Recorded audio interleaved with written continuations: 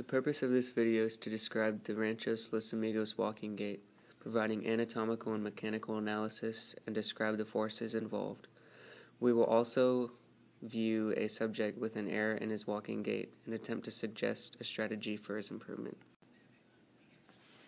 We're going to move over surface by taking steps with the feet at a pace slower than a run so that we can see what joints and muscles are used during this movement. Having joints capable of providing sufficient movement and muscles capable of producing sufficient force is critical to generate an efficient gait cycle. If joints are stiff, often due to muscle tightness, limiting range of motion, or muscles are weak, the body must find a way to compensate for the problem, leading to biomechanical abnormalities. The gait cycle begins when one foot contacts the ground and ends when that foot contacts the ground again. Thus, each cycle begins at initial contact with a stance phase and proceeds through a swing phase until a cycle ends with the limb's next initial contact. Stance phase accounts for approximately 60%, while swing phase for approximately 40% of a single gait cycle. Each gait cycle includes 2 periods when both feet are on the ground. The first period of double limb support begins at initial contact and lasts for the first 10 to 12% of the cycle.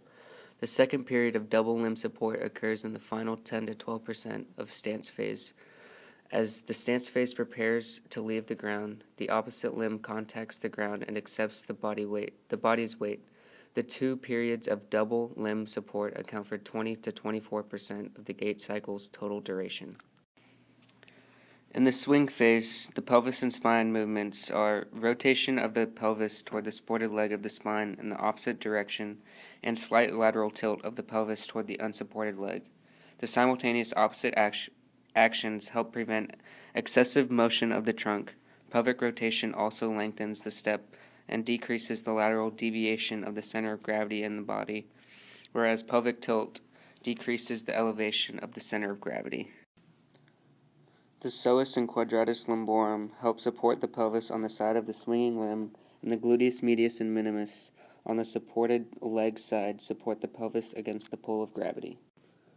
The hip movements in the swing phase include flexion, outward rotation, adduction at beginning, and abduction at end of phase, especially if long stride is taken.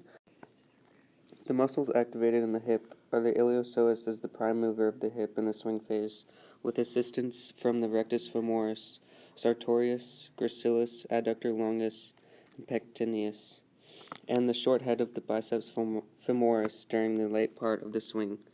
The sartorius is active chiefly following toe off. In the latter part of the swing phase, there is no appreciable action of the hip flexors in normal walking on level ground. This is consistent with the ballistic nature of the movement.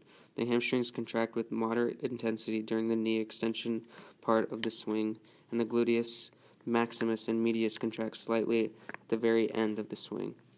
The adductors longus and magnus, and presumably brevis, contract slightly after the swinging limb has passed the halfway mark.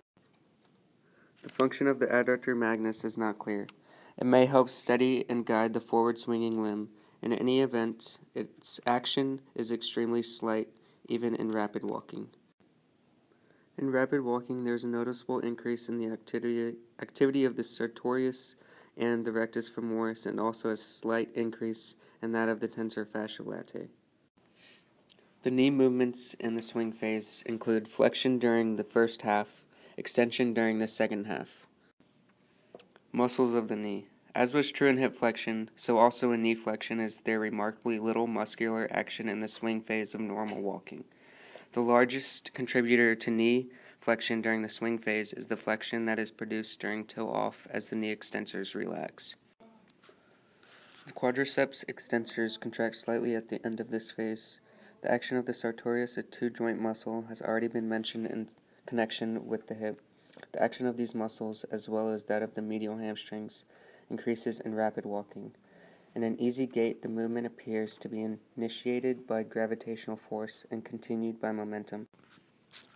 This force is sufficient to extend the leg at the knee, except perhaps at the very end of the movement. In more vigorous walking, the quadriceps femoris provides the force for leg extension.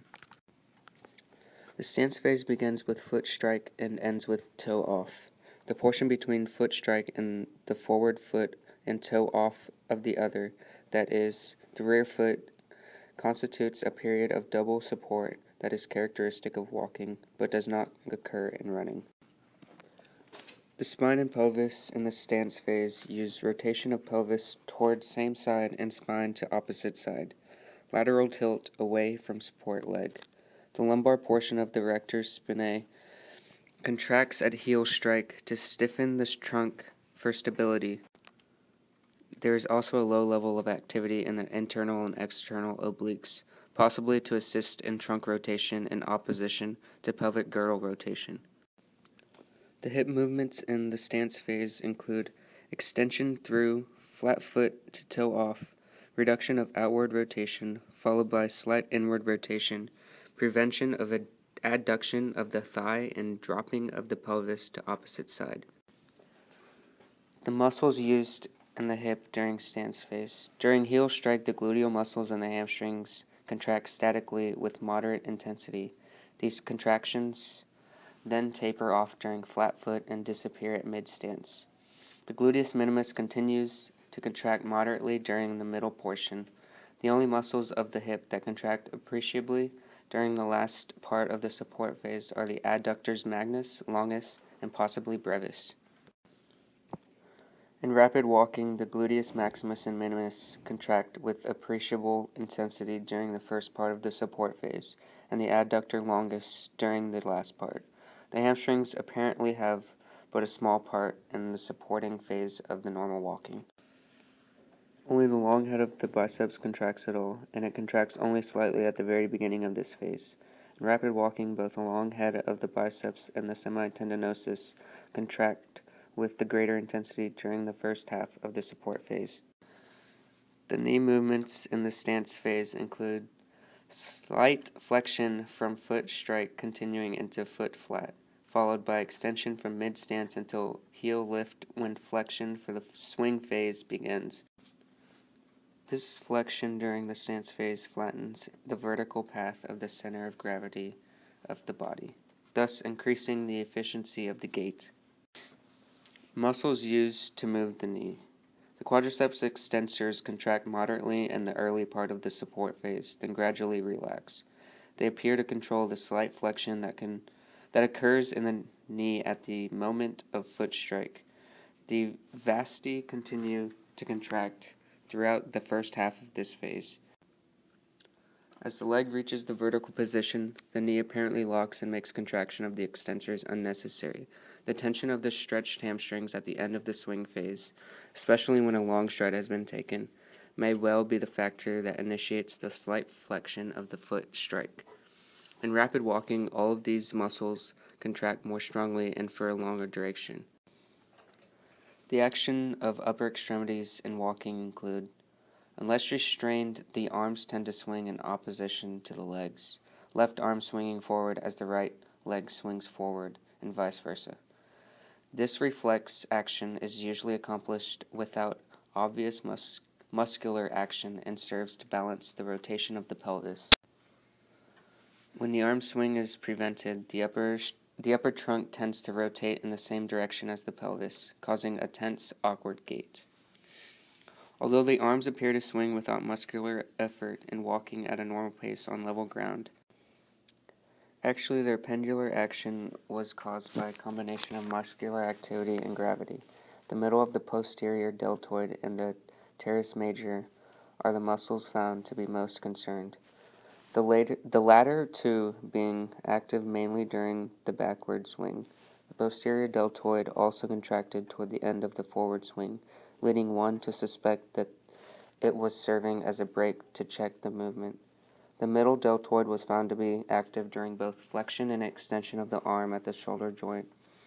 As this muscle is primarily an abductor, it seems that its function might be to keep the arm from brushing the sides of the body as they swing past it.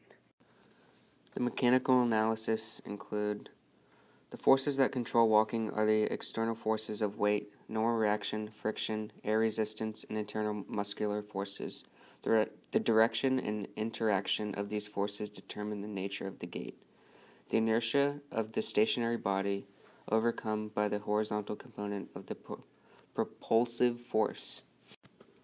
As the center of gravity moves forward, it momentarily passes beyond the anterior margin of the base of support, and a temporary loss of balance results. Once the center of gravity passes beyond the base of the support, it is essential to restrain the action of the trunk until a new base of support is established. The degree to which pressure of the foot actually imparts motion to the body in the propulsive phase and restrains it in the restraining phase is in direction proportion to the counterpressure of normal reaction force of the supporting surface. The efficiency of the gait depends on the right balance between the pressure of the foot and the counterpressure of the support surface. Like counterpressure, friction is also an essential factor in the effective application of the forces needed in walking. For efficient walking, friction must be sufficient to balance the horizontal component of force. Mechanical principles in walking. A body at rest will remain at rest unless acted on by a force. The force for walking is ground reaction force produced by extension of the lower extremity against a resistive surface. Because walking is an alternating pendular motion of the lower extremities, the inertia of the body must be overcome at every step. A body in motion will remain in motion until acted on by a force. Once motion is imparted to the trunk by the backward and downward thrust of the legs, the trunk has a tendency to continue in motion, even beyond the base of support. A brief restraining action of the forward limb serves as a brake on the momentum of the trunk. Translatory movement of a lever is achieved by the repeated alternation of two rotary movements, the lever first turning about one end and then the other. In walking, the lower extremities alternates between rotating about the foot's point of contact and the hip joint. When muscles act to stop or start rotation at one end of the lever, power may be transferred to or absorbed from other segments. This power flow is cyclic in walking. Force applied diagonally has both horizontal and vertical components. The vertical component of the ground reaction force used in walking serves to counteract the pull of gravity. The horizontal component of this force serves to A. check forward motion of the trunk during the foot strike, and B. produce forward motion in the trunk during heel off and toe off. The speed of walking is increased by increasing either the stride length or the stride rate, or both. The speed of the gait is directly related to the magnitude of the pushing force and to the direction of its application. This force is provided by the extensor muscles of the lower extremity, and the direction of the force application is determined by the angle of the lower extremity when the force is being applied. As propulsion of the body is brought about by the backward and downward push of the foot against the supporting surface, the efficiency of locomotion partially depends on the friction and ground reaction force provided by this surface. The efficiency of gait is related to its timing with reference to the length of the limbs. The most efficient gait is the one that is so timed as to permit pendular motion of the lower extremities. This subject is recovering from an ACL reconstruction surgery and now has an error in his walking gait. Due to the injury, his left knee does not extend to the normal 180 degrees during the heel strike, but rather only to 170 degrees. This creates a biomechanical abnormality which hinders his walking economy. His left quadriceps does not contract the knee to its full extension. His left hamstrings muscles are too tight, which keep the knee slightly flexed throughout the walking gait. An effective strategy for improving the subject's walking gait would be to have him perform exercises which would strengthen his rectus femoris and vastus lateralis, medialis, and intermedius.